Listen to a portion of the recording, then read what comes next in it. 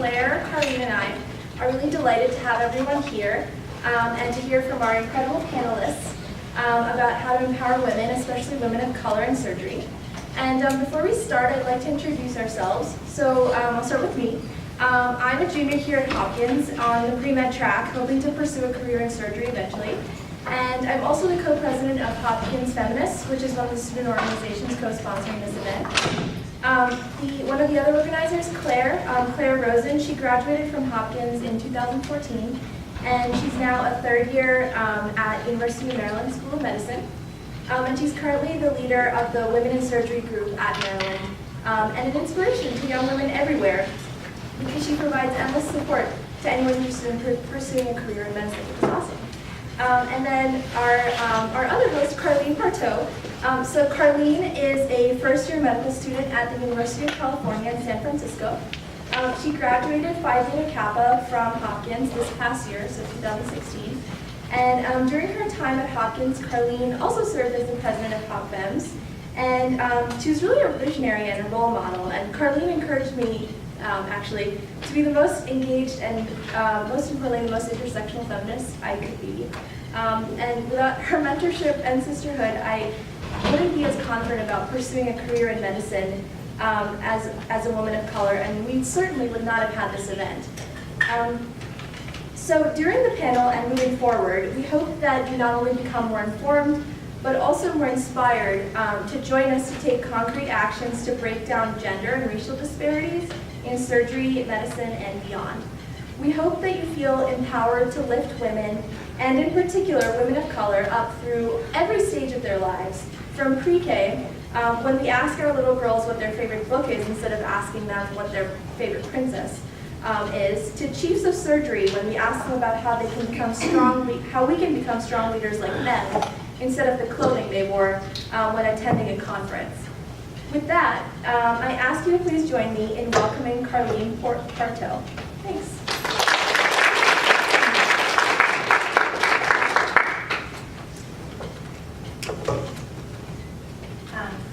Thank you, Elise, for that kind introduction. It was really sweet of you.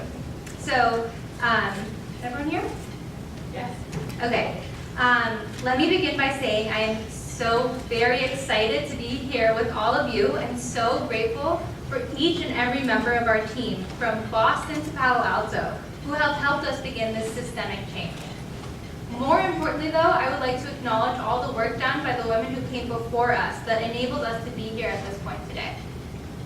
These include Dr. Alexa Irene Kennedy, the first Black woman to practice neurosurgery. Now for tonight, many of you, panelists included, have asked, why are you doing this? Why now?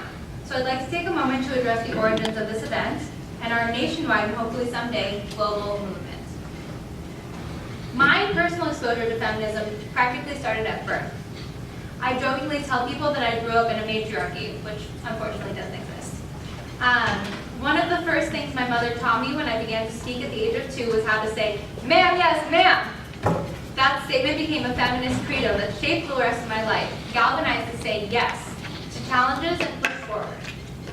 I attended a small liberal high school in San Francisco, where professors and friends supported me early on when I expressed an interest in medicine, and later when I wrote an op-ed article about the small, but as I argued, not insignificant instances of sexism on campus.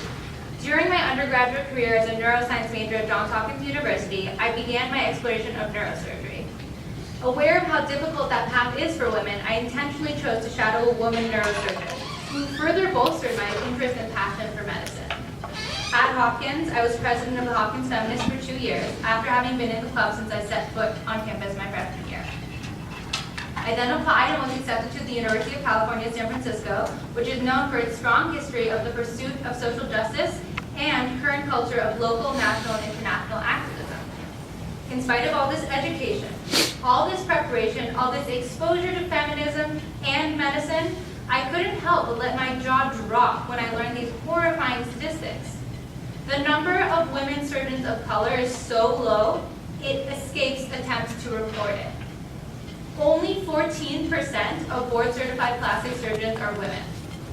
Less than 5% of board-certified cardiac surgeons are women. only 6% of board-certified neurological surgeons are women, and that number will only increase to 12% by 2045. That last statistic truly made my heart sing. I knew there was a wage gap. I knew there was a highly toxic culture in surgical specialties for women and all other underrepresented in medicine minorities. However, I never thought this was a problem that wouldn't even come close to being solved within my lifetime. That's when I decided it's time for a revolution. We need to raise awareness and work together to solve this important issue. If I, with all the incredible education and otherwise privileged life, didn't know how dire the state of women in surgery truly is, how could I expect others to? It does not make sense to have a patient population that is half women and an operating room where only 6% of the doctors are women. For all the hypothetical children I have been asked about in every conversation with a man about when I possibly could have children if I want to be a neurosurgeon, we need to create a better world. A world without a wage gap, without a toxic work environment, and most importantly, one where our doctors actually represent who we are as a society. I would like to end by sharing the story of an inspiration of mine, my late grandmother. Esrat Batman-Khalid only had the opportunity to attend school through high school, in spite of the fact that she was a brilliant woman. She was forced to flee Iran during the revolution in 1978 due to the oppressive new regime. She was a loving, caring, supporting mother of 5 who might not have ever heard the word feminist, but could not have been more feminist in her thoughts and actions. In spite of all the adversity and discrimination she faced, she still stayed strong and still had hope for a better world. To this end, she would repeatedly encourage my mom to go work for the United Nations. Or as she would say to my mom in her own words, Marar, Boro Sazman Milal Haqq Zana ro begir, which translated directly to English means, go to the United Nations and get rights for women. So without further ado, let's go get some rights for women.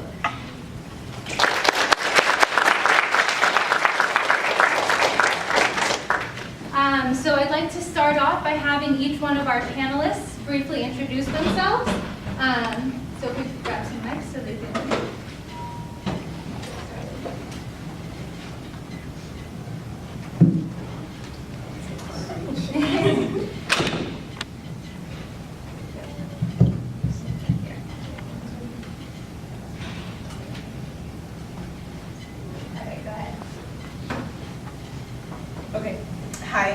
I'm Rochelle Williams. I'm a surgical oncologist at University of Maryland.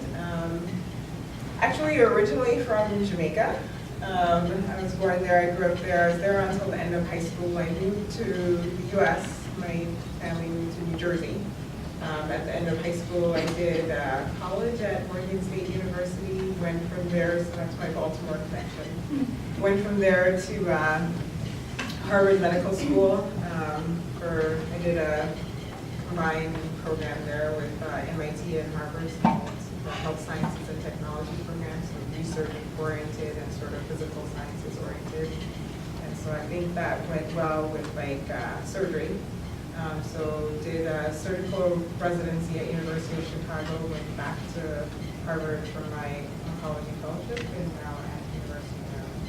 That's me in a nutshell, my journey. Hi, I'm Bethany Sachs. I'm a general surgeon at Johns Hopkins. I also went to a small high school in San Francisco, University.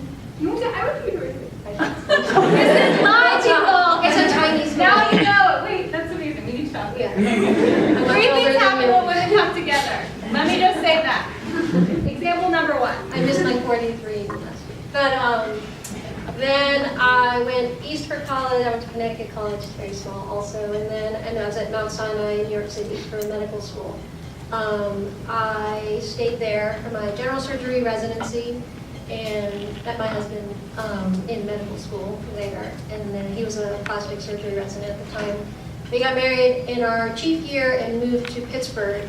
So I did a minimally invasive surgery fellowship in Pittsburgh, and he was doing research. He did a hand fellowship. I was on faculty there for a year. And we had our son there. So then we moved to Houston, Texas, because he wanted to do more training. So he was a PGY 10, which means he had done 10 years of training after medical school. And luckily, I was working. So in Houston, I was actually the clerkship director, which means I was in charge of all the medical students who rotate on surgery. I got a master's of education when we were in Houston. I had my daughter when we were in Houston.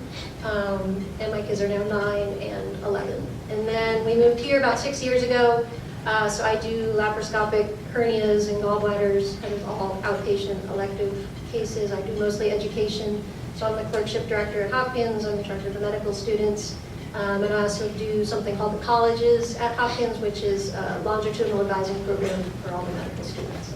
Very involved with medical education and then also resident education, assistant program director there too.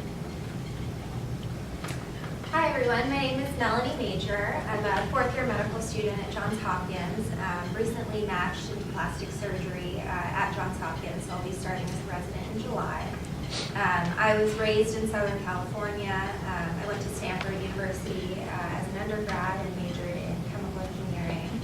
So after that, I worked at a biotech company for 2 years prior to starting medical school. I guess my hope or dream for the future is trying to combine medicine and engineering and biotech. So I'm working towards becoming a surgeon. And I'm Nancy. I'm also a fourth-year med student. I matched into neurosurgery at Hopkins, so I'll be there for 7 more years. And I was born in Ghana, lived there till I was 15, and came to the U.S. at high school, and then went to college at Mount St. Mary's University, got a degree in biochemistry, and then went straight to Hopkins. Great, thank you all so much. So I don't want to waste any time. What are the most important barriers to women entering the surgical field?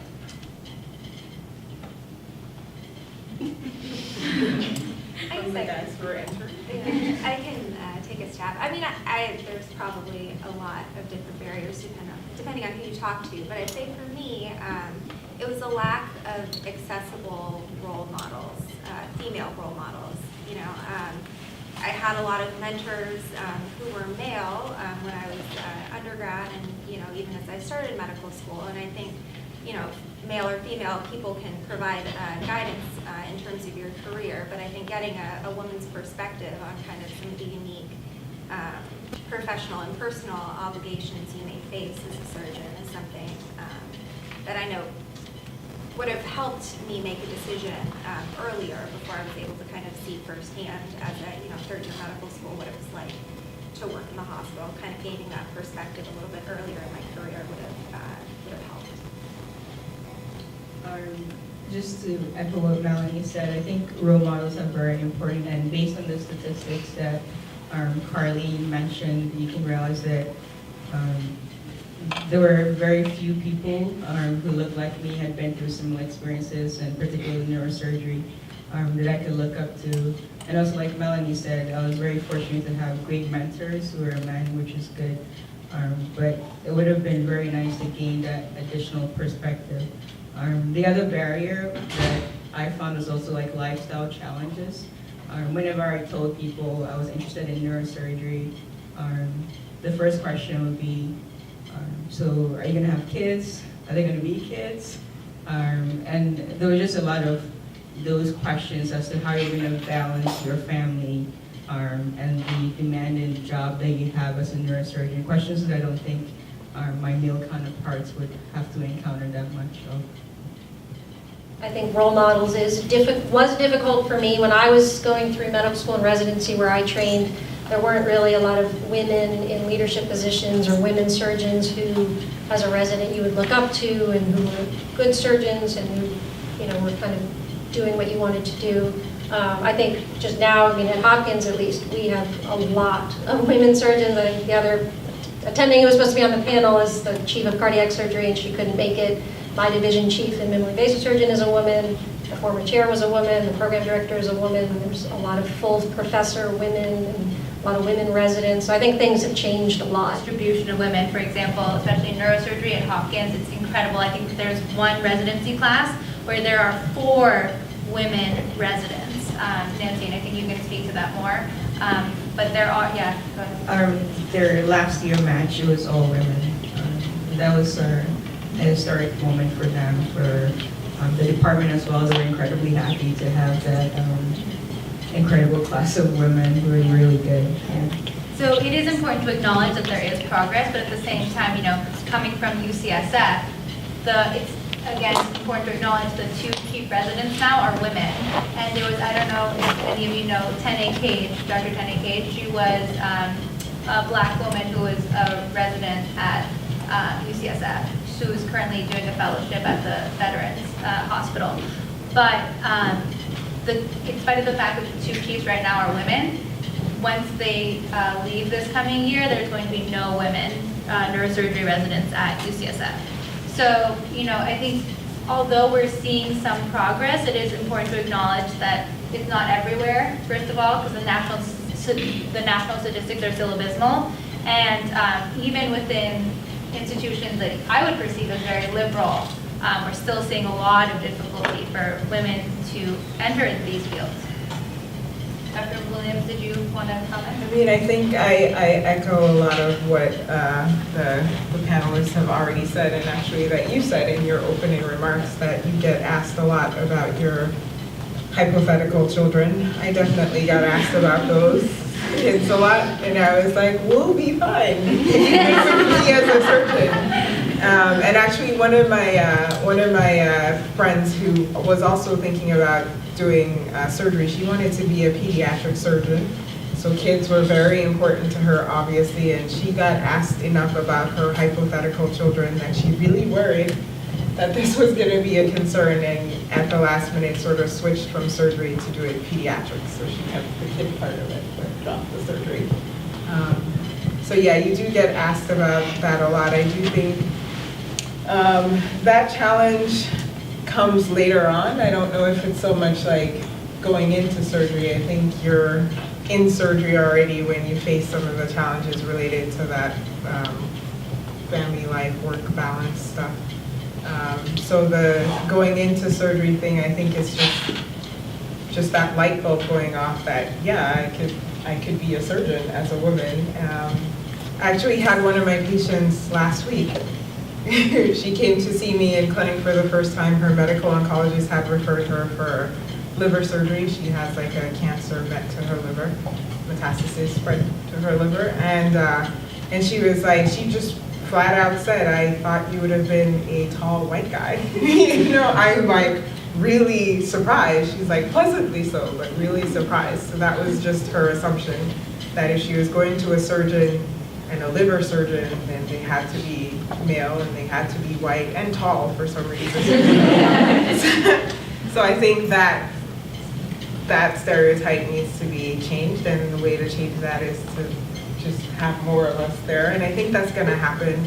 My residency class at University of Chicago was a majority women, 60% women. I think overall, over the time that I was there, it was probably 50-50. So it's going to change. Dr. Williams, I think that you bring up something really interesting about how we perceive other people and what we think people should look like, because you mentioned, I thought it was interesting that you said he would be tall. And I think that that's a great example of how we see both white supremacy and patriarchy coming together, because in that moment, the white supremacy is his whiteness, right? And then the patriarchy is this kind of idea that we have of maleness and what it is to be a man, and that includes, large size and being tall.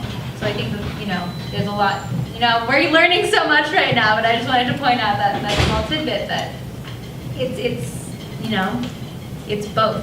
And it's also discrimination based on sexual orientation and all sorts of other kinds of hierarchies that are just really toxic. And it's important to think also too, like, how did you feel in that moment? How did you feel that she told you that this is what she was expecting? I thought it was funny. But to be quite honest, I've lived it for 9 years, so it was not surprising at all. Like, as the chief resident on surgery, you go in with your team and you are clearly the boss. There's no doubt whatsoever in anyone's mind who would be an observer of the team dynamic that you are the boss. you're examining the patient and asking them questions, and they will address your male medical student who looks like he's fumbling with the dressings and is clearly not the boss, but he's male or white or whatever he is, and he will automatically be assumed to be the leader and the surgeon. So it was not surprising. Thank you for your responses. That was a great start to a wonderful panel. And so this is an excellent segue into my next question. I actually wanted to take a moment to acknowledge the fact that in spite of the fact that we did attempt to have a more diverse panel, we were not able to get more women of color on the panel. And I wanted to acknowledge this because of the first statistic that I mentioned of the fact that the number of women surgeons of color are so low that they're unreported. And we wanted to acknowledge this because we wanted to make this a point going forward that it's very important that we have not only women surgeons, but also women surgeons of color of every race, ethnicity, and background. Because it's really important that we have representation from everyone. With that being said, though, we still have these wonderful panelists who are going to offer us excellent perspective. So we just wanted to acknowledge that and appreciate what we have now.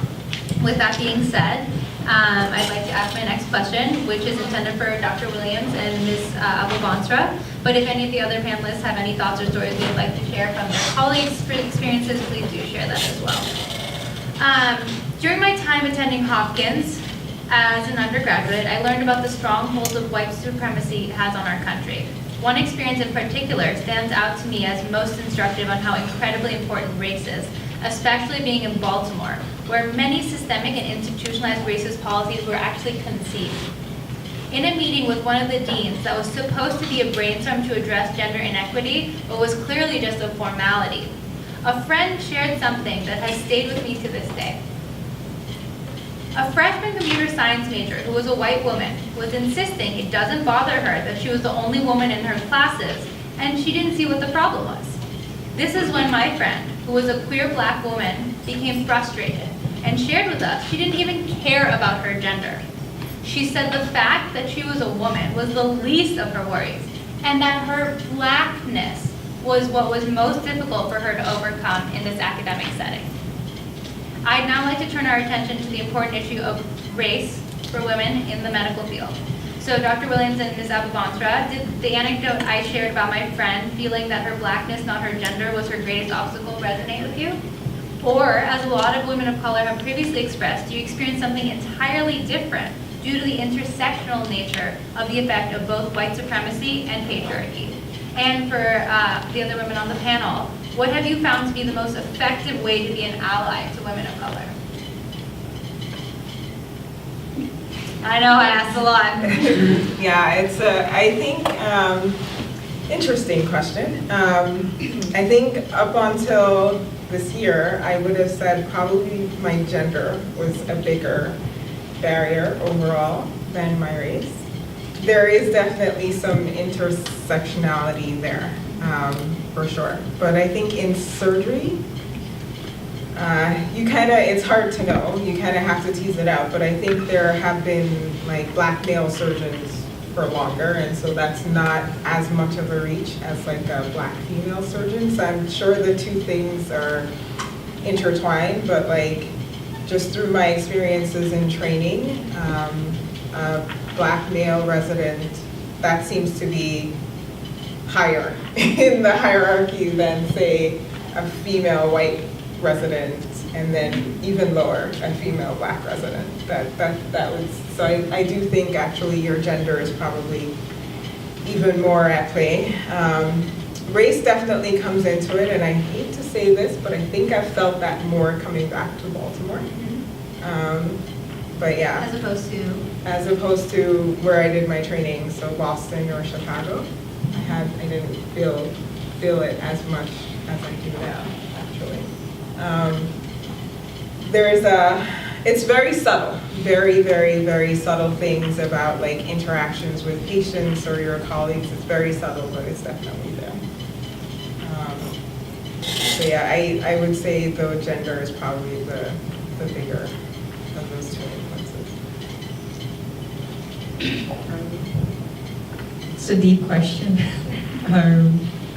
And I've been thinking about it since you sent it. And I mean, I'll say in terms of like the blackness aspect, just based on the statistics that you mentioned, it's just when you go into a room and you're the only person there, even in a room that's incredibly supportive, you still feel like, am I supposed to be here, or do I belong here? So there's a certain aspect of that to it. And I think that's what I felt the most in terms of like, as I was going through my training, and trying to, lay claim to the fact that you're here, you belong here just as much as everyone else. And that essentially you deserve to be here. And that takes a lot of introspection. It takes a lot of knowing that there are people around you who support you as you are and acknowledge your capabilities as well. Dr. Saxon, Ms. Danger, would you like to offer some perspectives, effective ways to be allies? I mean, I guess a good starting point is perhaps acknowledging the fact that prejudice and bias, I don't know if everyone can hear me, exists in our everyday life, and trying to kind of educate ourselves about those prejudices or biases in our workplace. And then just, internally reflecting and saying, thinking to yourself, where do my prejudices lie?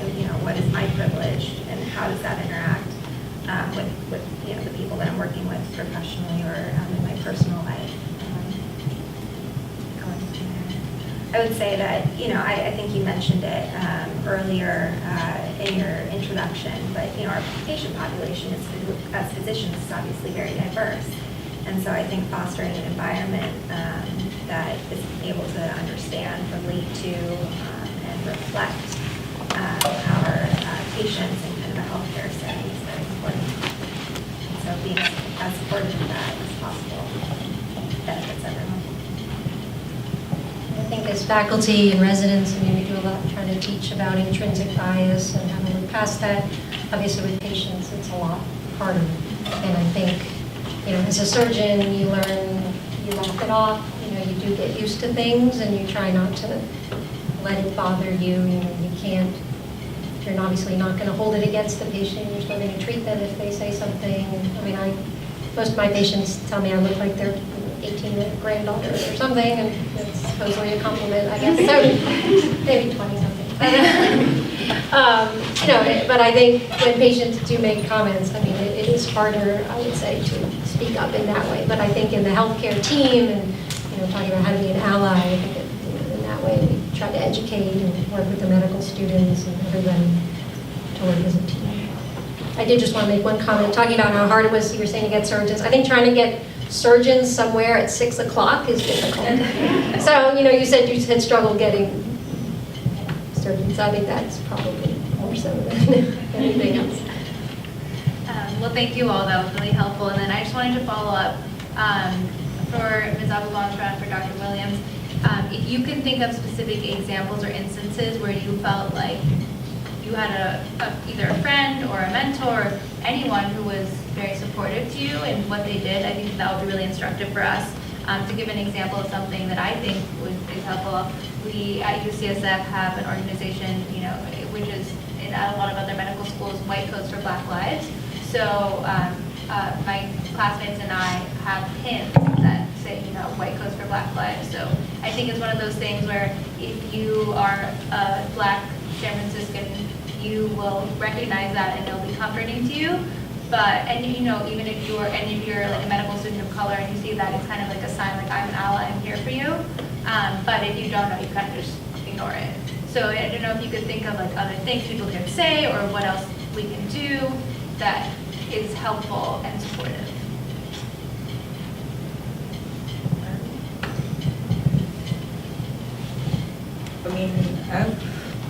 I've had the opportunity to have some really great mentorship. I did a year of research between my 3rd and 4th year, and I was working with one of the residents who's the current chief, Dr. Goodwin, and one of the attendants, Dr. Shuba. And they essentially, they gave me like the milestones to meet to get to the goal that I was looking for. And they essentially laid out the roadmap for me when I didn't know what it was going to be. And they didn't care. I mean, they didn't care about whether I was a woman or I was black. It was always about, we have this work to do, let's get it done, and we'll keep it moving. I think that was incredibly supportive of them, and I've made it thus far because of those kind of mentorship relationships, both in undergrad, high school, and also in medical school. And also having peer mentorship through the SNMA, which is their Student National Medical Association, looking at minority issues and stuff. Yeah, it's probably similar, and I would sort of acknowledge that actually probably both of us have slightly different perspectives because we weren't born here. And that makes a huge difference, actually. It colors the way you think about things. So I remember going to an historically black college, university, Morgan State, and so being around a lot of black Americans, African Americans, and feeling the difference of our experience and how we think about things. Because being born in Jamaica and growing up there, have never thought of myself as a minority. That was a term that was thrust upon me when I came here. I didn't know what it meant. So there is some difference there that I fully acknowledge that my experience might be very different. I never grew up feeling like I was inferior. That was never something that was ever reinforced constantly, subliminally in the media and elsewhere. That was never something that I had experienced. I never thought the way a lot of black Americans did before Barack Obama that there would never be a black president, because all the prime ministers and stuff in Jamaica that I had ever grown up with were black or women, or those were just never, that was never a ceiling that I was exposed to until I came here. So I do acknowledge that difference in perspective, and that probably plays into what you said. So for me, the best things were always my mentors, who tended to be actually tall white men in surgery who did what you just described, just sort of it didn't matter that I was black or a woman, or at least it wasn't apparent that that mattered. All that mattered is that I did what I needed to do. I learned what I needed to learn. We got the work done, And that brought me back to a place where I was comfortable, because that's what I was more used to. But I do acknowledge that when you had sort of that culture always of feeling like you're second class or inferior, there might need to be more than that. So I acknowledge the benefit of having an HBCU or organizations like SNMA, and how much they support people and sort of nurture people and sort of bring them back to neutral from negative, essentially. For those of us who aren't in medical school, would you mind sharing what SNMA is?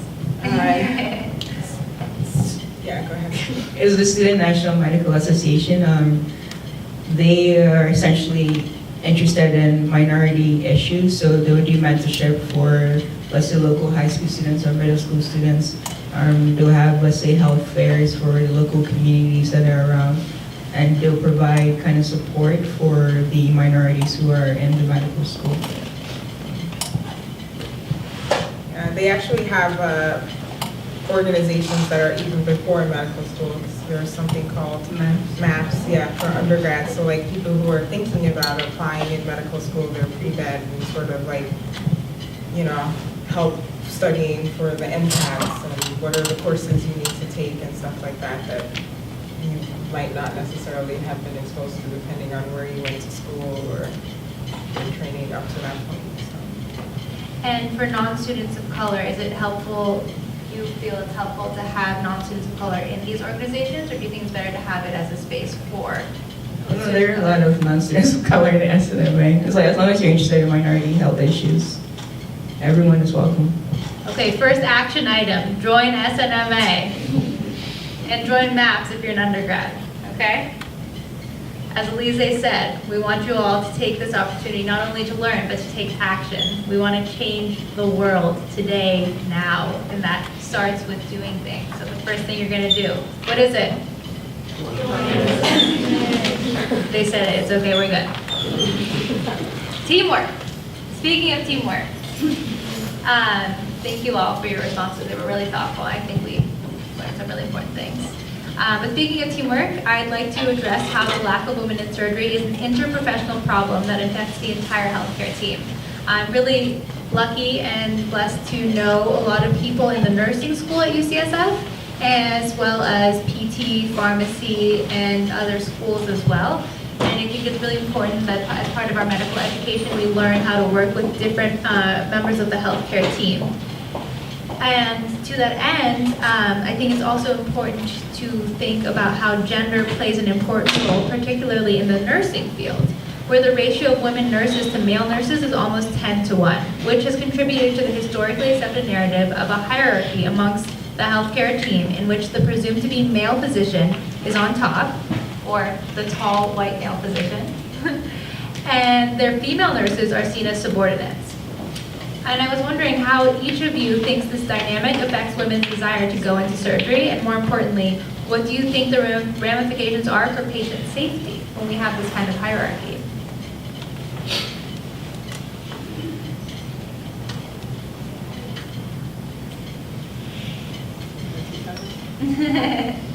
I'm trying to think if I've ever experienced more often than not.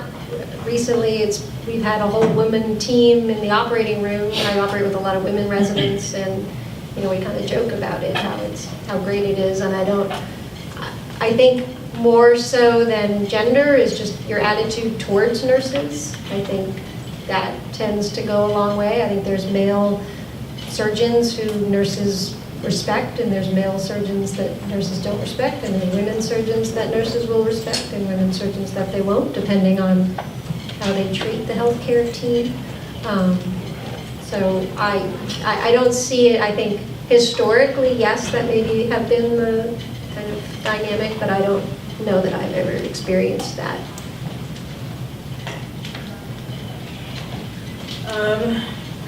So as a female surgery resident, and I'm like calling out my training program, but I do think that you get hazed a tiny bit by the nurses actually, a lot of the female nurses. I think junior residents in general do, but more as a female resident you do. I do recall distinctly in the OR asking for an instrument and being ignored, and the male medical student asking for something and getting that instrument, and that changed over time. It's almost like you had to earn your respect. So as you became more senior, maybe from being a third-year resident on, and I'd earned the respect, that went away. But it definitely was there when I was a junior resident. I actually once had a very interesting conversation with one of the ICU nurses that used to be very mean to all of us, as especially the female surgery interns. And we had taken a patient down to interventional radiology. They had to travel with their nurse and the resident because they were on the monitor or the ventilator or whatever. And then that nurse and I had a heart-to-heart, and she was so brilliant all along in school. And from the time when she was growing up, it was just always assumed that if you were going to go into medicine as a woman, that your pathway would be to be a nurse. Being a doctor, that wasn't an option for her.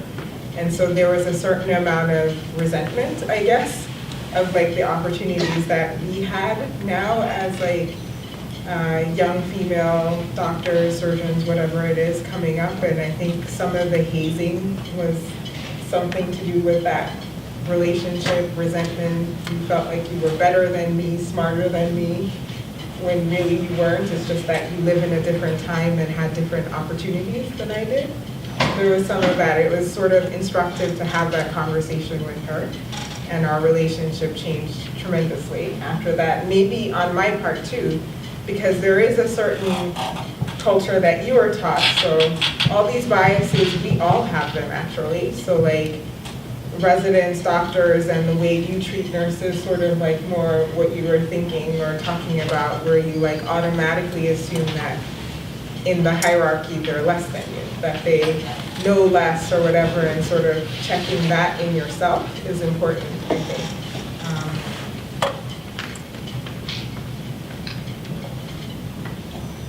I think I'm going to find out in July. Fair. Yeah, your original question was about how kind of, knowledge of the kind of hierarchy. Yeah, I mean, I affects- think I wanted to know what you think, how you think the hierarchy affects patient safety, because, when I like to think about all of these issues, I like to think about, how am I being most productive? And I think when you're most productive, you're thinking about outcomes. What are we doing for patients? How are we getting better outcomes for patients? And I think if we frame it in that way, it's like, if we have a hierarchy in the OR, how are we affecting outcomes? You know what I mean?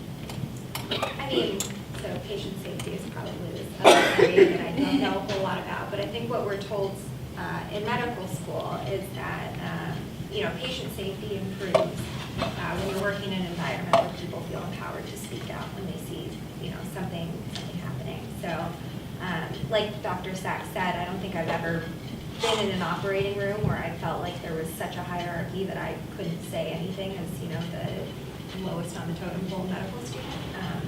But, I think as we work towards kind of breaking down that hierarchy, patient safety will improve just by empowering others to kind of speak up. Yeah, I think that's really important, and I just wanted to offer something from my perspective. I am in a clinic on Wednesdays in the Division of Internal Medicine, and as part of that education, starting my clinical education, I go and do physical exams and do history building with patients. And I oftentimes will just walk into the room of my own accord and say hello. And there was one day where I walked in and the patient kind of like looked me up and down and was like, "Are you the nurse?"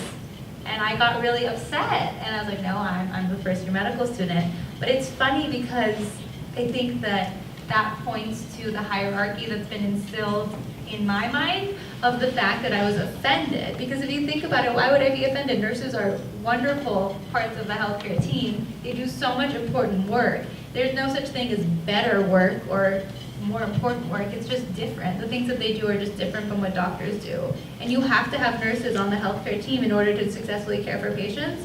So it doesn't make any sense that I would be offended by that. It's just, a point to clarify, no, I'm not the nurse. And of course, there's the issue of like gender, and I definitely pass as white in a lot of spaces, but oftentimes, people can tell that I'm a woman of color. So, there's that question too, but, I wanted to take that opportunity to think about what are my biases, what do I think about nursing? And I think that if we do that, we're going to be a much more effective team if we can all work together and understand that each person can contribute a wealth of knowledge, but it's on you to figure out what they can contribute. And I think that that's a really healthy perspective going forward for each of us to think about is how can I work with this person to best utilize their skill set, because you're going to be able to learn from them and they're going to be able to learn from you. And that's a really beautiful, wonderful thing that I'm sure all of you have experienced. Okay, now for my last question before we open it up to the audience and to our live stream, I would like to share some statistics. So the studies by the National Science Foundation show that from ages 6 to 12, female students' achievement in mathematics and science is on par with their male peers, and female students participate in high-level mathematics and science courses at similar rates as their male peers, with the exception of computer science and engineering. Jumping ahead to medical school, we have achieved equality of numbers, with women making up half of medical schools. However, we still see shockingly low numbers when it comes to gender disparities in the OR. So my question to all of you is, given these statistics, at what point or points in the pipeline do you think we need to intervene? And if you would also like to answer, how do you think we should approach these different points of intervention?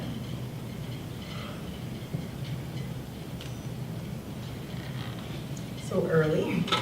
I think just like exposure to different things. There was it was overseas. It was I think it was a kindergarten or first grade class where the teacher was having her students draw. So I was interested in medicine in high school, but that sort of solidified that plan to go into medicine in undergrad. And I decided that I should figure out what this medicine thing was all about, so I did some shadowing, and it just so happened that the team of doctors that I was assigned to shadow were surgeons. And so I went to the OR and saw wounds and all this stuff that I thought was really gross initially, and I truly almost fainted the first time I saw a surgeon make an incision on someone's body. But that experience, I think, stayed with me, so that when I did go to medical school and I was going through my third-year clerkships, and you're sort of having like this tasting menu of what it is that I want to go into and do, I initially thought I was going to be an infectious disease doctor.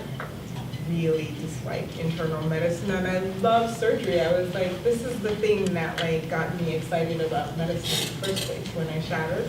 But I didn't realize that it was surgery until I did all these other things, and I was like, no, it's surgery. So I think that exposure very early on can make a big difference.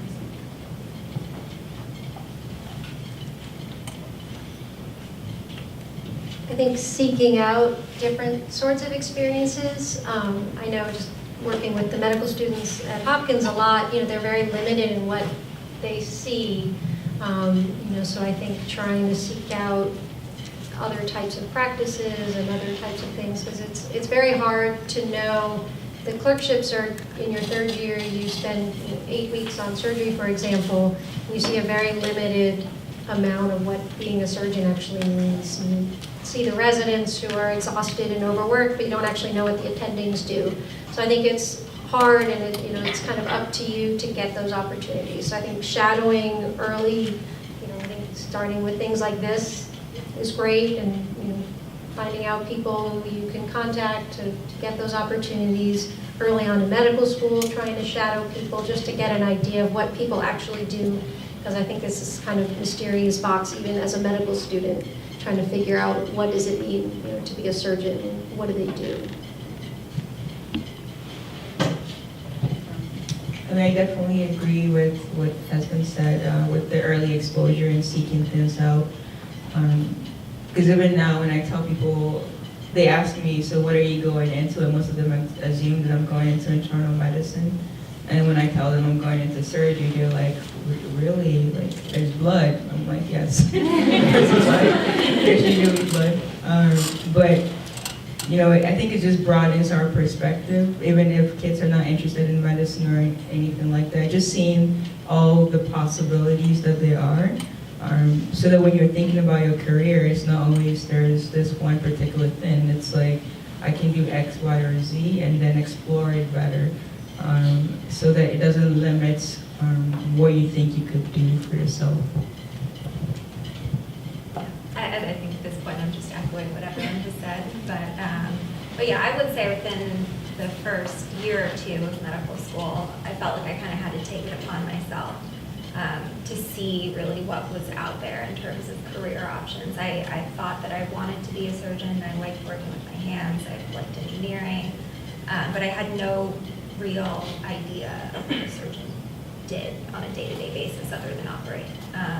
And so just seeking out mentors, going to the residents or junior faculty or whoever you feel like you can talk to kind of gain their experience, I think is something that might be more applicable to everyone in this room, who's a little bit later in the stage of things.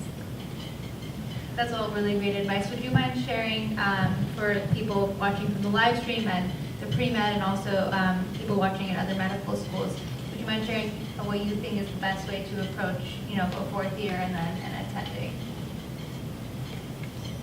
As far as like contacting them through email or? So I'm the clerkship director. I get tons of emails from first-year medical students. I get emails from Johns Hopkins undergraduates.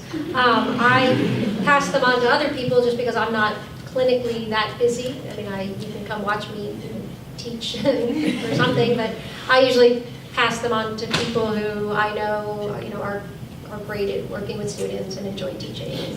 So I'm sure there's surgery interest groups, and at Hopkins medical schools, usually there's surgery interest groups, and people kind of pass on, who's good to work with and what attendings or what residents you can always contact to find out where to go. So that's probably my first thing to start with is surgery interest groups, clerkship directors, if you have a faculty advisor, ask if they know surgeons or other doctors to contact, and email, yeah. Yes, and then for the pre-meds, what would you recommend? I think the pre-med group, your pre-med office is a great resource for you. Not only because they're going to write you letters of recommendation, but because they've seen so many people do the same thing, and they probably gathered like a list of resources that they've seen other people go through that has helped them. So reaching out to your pre-med office is very important. And then they can connect you to alumni that may be doing things that you're thinking about as well too. That way they can direct your path, answer any questions that you might have. Thank you all so much. And now we'd like to open it up to our audience here at Hopkins first. If we have any questions. Right there. Yeah. Okay. I had to write this out. Because I'm not like really good on the cuff. And if you could hold on one second, Claire, can you have it that way?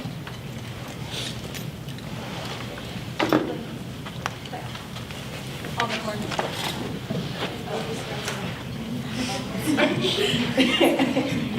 Okay. So I love that kids are no longer a requisite for being a woman. That being said, women being underrepresented in surgery can kind of make it hard to find someone from whom we can get a lay of the land as to how we might one day balance being a surgeon and a mother. So if you did or do want or have children, can you share your experience about whether that desire should kind of weigh into your decision as to like become a surgeon? Is just wanting to be a surgeon enough? And kids can be an afterthought. That sounds bad, but and how do you do it successfully? I mean, kids were sort of an afterthought until I actually had them. I mean, I went into residency, I was single for most of my medical school residency, not really residency, but that wasn't really a thought. I kind of just wanted to be a surgeon, and I think my priorities changed after I had kids, but that kind of coincided with my career taking a different path, so it kind of worked out. But I think in general, there are people who come into residency with kids. I think that's less common, but we do have a lot of residents who have kids. More often they do it during some kind of research time, a year off. Some people take at least 2 years off. So that's more commonly when people have children. One of my co-chief residents had her first kid when she was on research. She had her second kid a month before we started our chief year. So she took that month off and then was a chief resident, and this was before duty hours, and she had a very, very supportive husband. But I think, everyone will tell you there's no good time to have kids. So whenever it works out, it will work out, and you'll figure it out. You need help. So like my nanny's texting, my son has soccer practice, my daughter lacrosse practice, my husband's picking one of them up. I mean, it just takes organization, which women surgeons are good at, so you kind of make it work. But I think it doesn't have to be the forefront of your decision, and it doesn't have to be totally put on the back burner. It's kind of whatever happens will happen, and it'll be fine. But I think, I like to tell students that, you don't have to put that part of your life on hold to become a surgeon. I think that's sort of a misnomer, misconception. People say, oh, well, if you're a surgeon, if you're going to be a neurosurgeon, you can't have a family, and that's not true. So I think you can be a surgeon and have kids. It's just, you just figure it out. Thank you. Right there.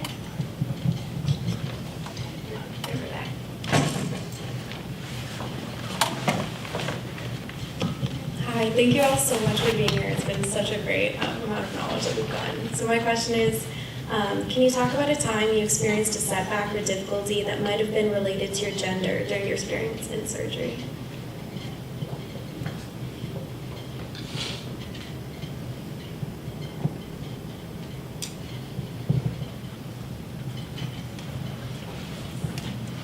Setback or difficulty, gender related? Not sure. I'm not sure if this was gender related. There's a lot of things happening, so. But I did have an experience where I thought actually one of my surgical colleagues was very disrespectful, cardiothoracic surgeon. So that could have been gender related. I think like the tone that he used was sort of like he was talking to his 5-year-old daughter or something. And so that I think was an experience that I did not treasure, but I'm sure there have been repercussions for that because there are also so many other people that have been so supportive, and so they kind of said that that was not okay. I can't think of an experience. I think part of the reason why is that we're very lucky right now. There's been a lot of changes. People pioneered things, and unfortunately they went through most of it, and there's been like a raising of consciousness among a lot of people in this field. And that has translated to there being very little of some of the negative things that they experienced. So I think we're very fortunate in the sense that it's almost routine in a way for us to be like, oh, I'm interested in this field and that's what I'm going to do.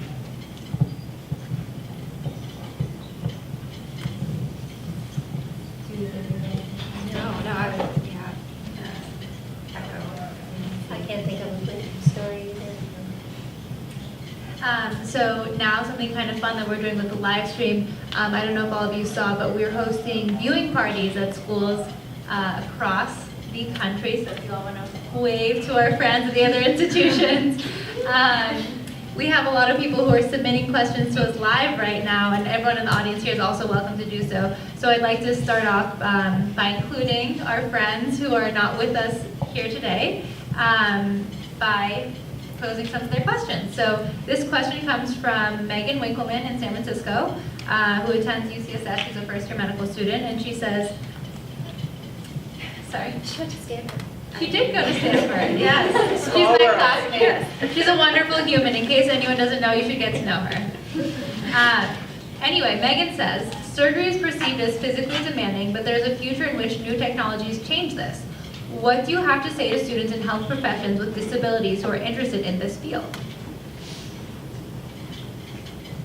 I think surgery is unique in that way. I mean, I do minimally invasive surgery, and we use the robot and different things, and I think, you know, it's only going to grow as people discover new ways and technology. So I think, you know, at Hopkins, like, we work a lot with the biomedical engineers and the engineering department, you know, to work on different things.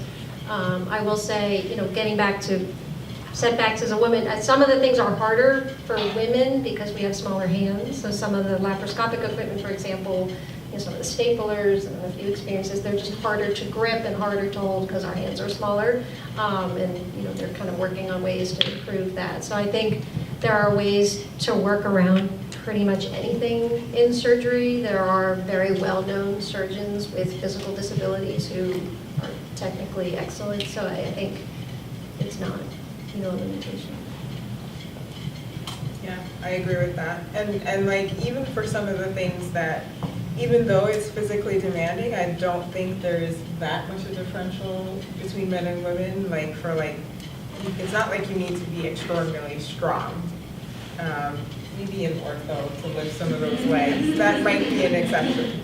But beyond that, like, a lot of it you find is muscle memory to some great degree. Like, the ease with which an intern operates the same stapler as like a chief, women, same hand size, there's a difference there, and it's not because you become stronger all of a sudden when you're a chief, it's just there's a certain amount of muscle memory that you learn.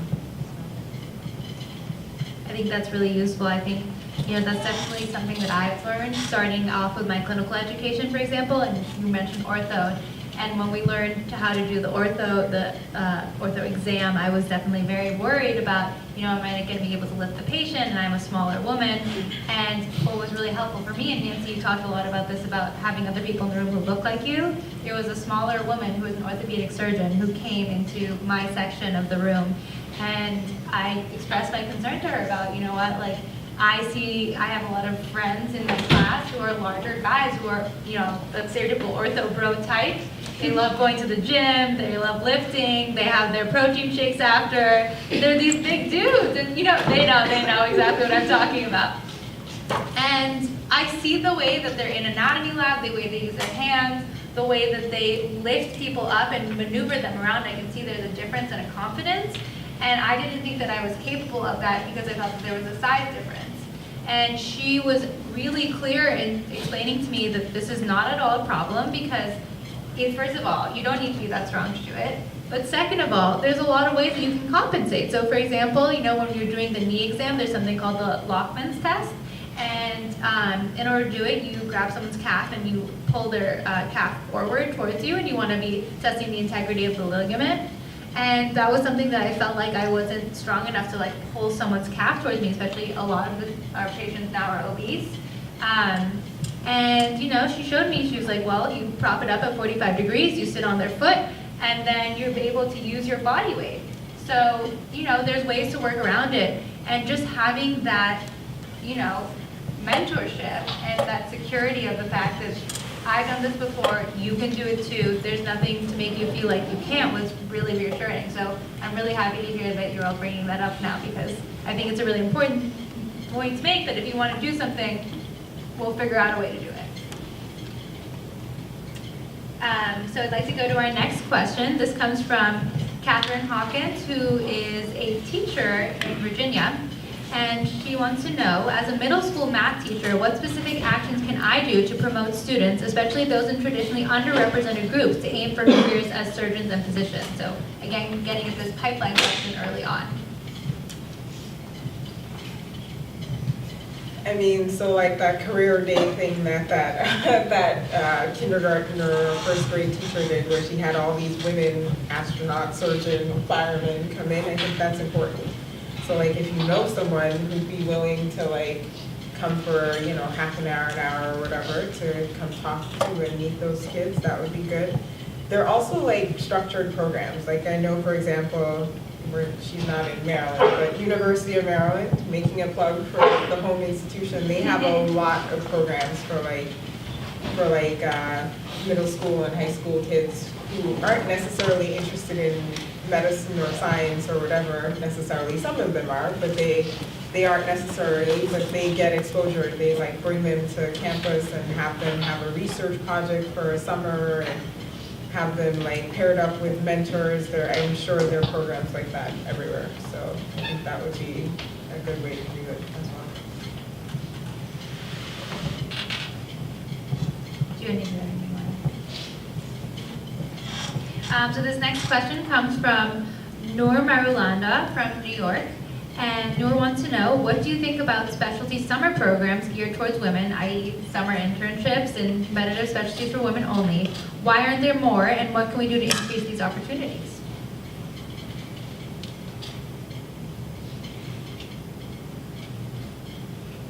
Will this be in med school or undergrad or at any stage? What do you take it wherever you want to take it? I think that would be fun. That would be tremendously awesome. Just to get that hands-on experience. Just to know that there's a community of people who think the same way that you do, want to do the same things that you want to do. And I don't know why there's not a lot of it, but I think it would be tremendously helpful to have. I know this is kind of nerdy, but at Stanford, for engineers, minorities or women, there was a camp you could do before starting school. Even if you hadn't declared your major at that point, but you thought it was something you were considering and you wanted a little bit more time to kind of feel things out. There was a camp for 4 weeks prior to starting undergrad, where you could get together with people like yourself and kind of learn a little bit of engineering and the opportunities that were out there. So if something like that existed for more medically related things, I think that would be the way to encourage everyone to do it. Sure, something they could start wherever they are. Another action point for the night, start a medical interest group or a summer internship. Okay, so our next question here comes from Jenny Hansen in Maryland, and she wants to know, have you ever felt like you needed to adopt a professional persona that communicated maleness in order to succeed in medicine?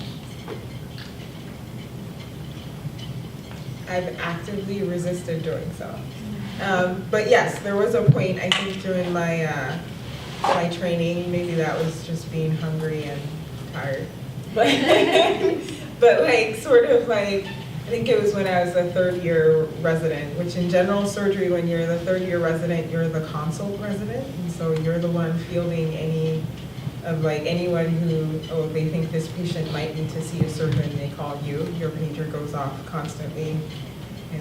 And so I think during that year, I was told I was like really stern and mean sometimes during that year. And then I think people then said, as I became a chief, I somehow mellowed.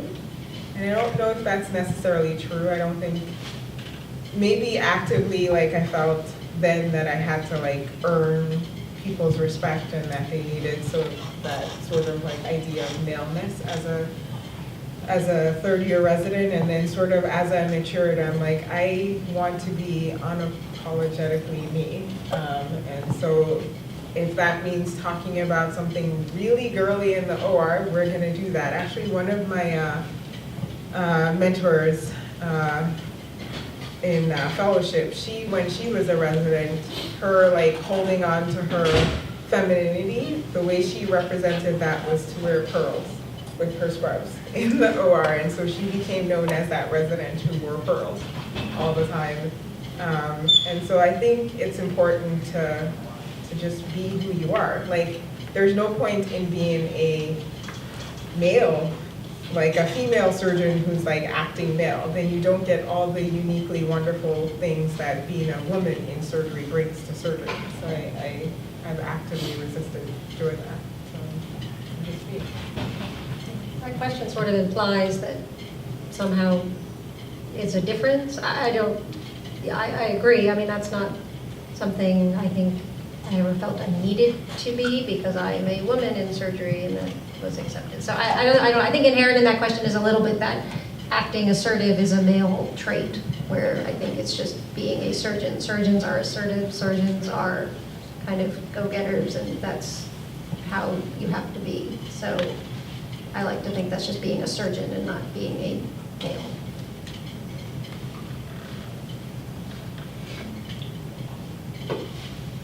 I think we'll have more to come. Starting in July.